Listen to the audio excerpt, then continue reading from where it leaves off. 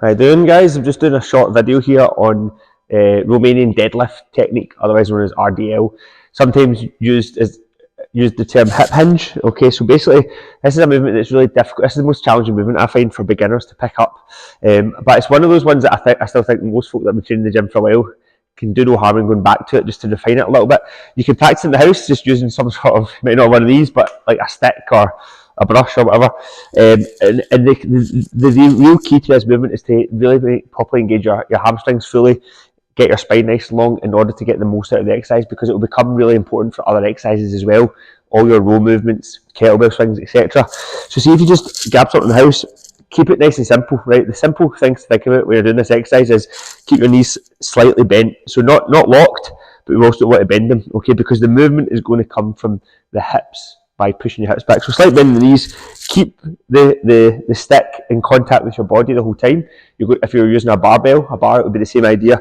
Push your chest out, slight bend in the knees, and all you're going to do is push your hips back. So the movement comes by pushing your bum back the way towards the wall behind you, okay?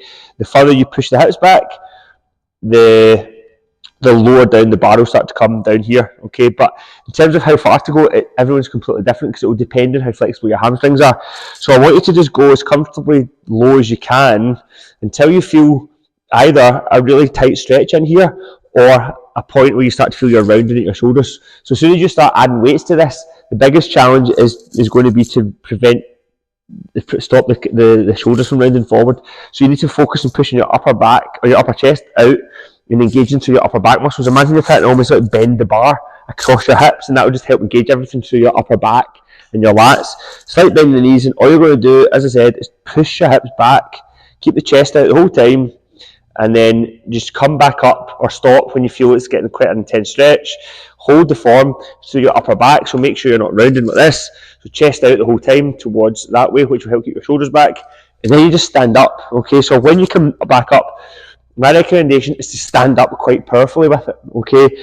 So as you're pushing your hips back, you're tilting your pelvis ever so slightly back, but you're keeping your core engaged, and then you're coming back up, okay? So you shouldn't feel this in your lower back. If you do, the chances are you're excessively pushing your pelvis back too far and you're hyperextending your lower back, so you shouldn't feel back pain doing this, and that's usually the main reason why you do. The other reasons why you might be feeling your lower back is if you start to round your shoulders and the bar starts to drift away.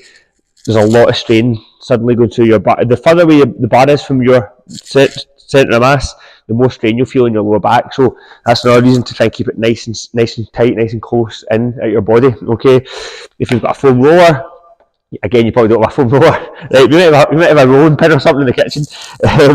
You could just put your hands on it like this and practice it this way. So chest out, and then push your hips back. And I guess one of the best things about using the foam roller is it ensures that you keep your hands really close to your body, because obviously if you take them away, then the foam roller will drop. But the main thing is to really make sure you keep your back as long as possible when you're doing this movement. Spine nice and long and smooth to maximise the stretch through the hamstrings, okay?